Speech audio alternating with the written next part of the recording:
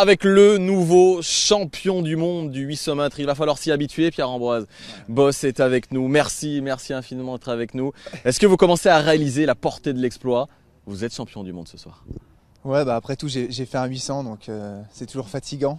Et là, la pression est en train de redescendre. Et du coup, à l'inverse, ma lucidité revient. Et là, c'est à nouveau moi, le moi fatigué, qui a encore envie de boire de la bière. J'ai du mal à réaliser, à comprendre ce qui se passe. Je l'ai pas, hein. Franchement, c'est comme si on m'avait vraiment fait un tour de magie. Et explique-moi. Non, tu peux pas. Je te dirai pas cette fois. Racontez-nous les 250 derniers mètres. Ils étaient juste fous. On aurait dit un enfant qui courait après son jouet. Je le veux, je vais le chercher et je l'ai eu. Oui, je l'ai lu un petit peu plus tôt. Putain, c'est du plagiat ça. C'est vrai, mais tu sais, par rapport à cet enfant qui va jouer avec son jeu, qui va le jeter au bout de 20 minutes, ben moi je vais le garder ce jouet, je vais m'en souvenir. Je vais me dire, ce jouet là, il était important pour moi.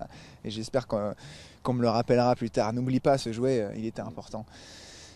Vous avez vu, on a parlé en off tout à l'heure et je vais te tutoyer parce que j'en ai plus rien à foutre. Tu m'as dit un truc qui m'a fait penser au film Lion. Vous avez vu ce film? Non, je l'ai pas vu. C'est l'histoire d'un petit gars qui prend le train qu'il n'aurait jamais dû prendre. Ouais. Et sa vie va totalement changer avec ça. Il va être perdu dans l'Inde et tout. Et c'est assez exceptionnel comme film. À la fin, il retrouve ses parents. Tout ce que je veux dire, c'est que moi, j'ai eu l'impression de prendre le mauvais train aujourd'hui, de monter dans un train. Putain, il n'y a personne là-dedans. Merde, je me suis loupé. Terminé. En fait, il est parti et puis il y a pas d'arrêt au stand. En fait, je suis parti dans un autre délire. Et j'ai vraiment l'impression d'avoir un costume qui ne me va pas, un costume trop grand ou pas à l'aise. Je suis pas encore à l'aise avec cette médaille, loin de là. Et pourtant, c'est bien votre médaille. Vous allez la récupérer même ce mercredi, la médaille d'or sur la plus haute marche du podium. Ce sera juste derrière, dans ce stade olympique. Ce sera aussi l'occasion de réaliser ce qui s'est passé. Ouais, c'est clair. Ce sera aussi l'occasion de chanter la Marseillaise que je n'avais pas chantée depuis un certain temps. Et je me suis fait la réflexion avant le championnat. Je me suis dit, putain...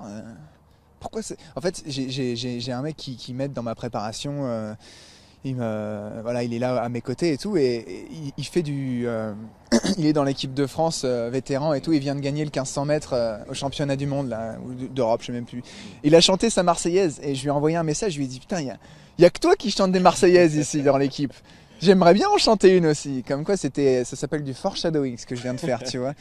Quelque part, j'avais mis ça inconsciemment, c'est l'Inception, tu vois. J'avais mis ça dans mon esprit et puis tu vois, je vais vraiment finir par chanter une Marseillaise, putain, et non des moindres. J'en reviens pas, franchement. Une référence cinématographique exceptionnelle, Pierre-Ambroise. Il faut le rappeler, encore une fois, cette Marseillaise, elle va résonner effectivement dans ce stade de Londres. Ce sera ce mercredi et surtout, c'est la première fois qu'elle va résonner puisque personne d'autre avant vous n'a réalisé cet exploit. Aucun Français n'avait réussi à remporter la moindre médaille sur votre distance, le 800 mètres, aussi bien lors des JO que lors des mondiaux. C'est la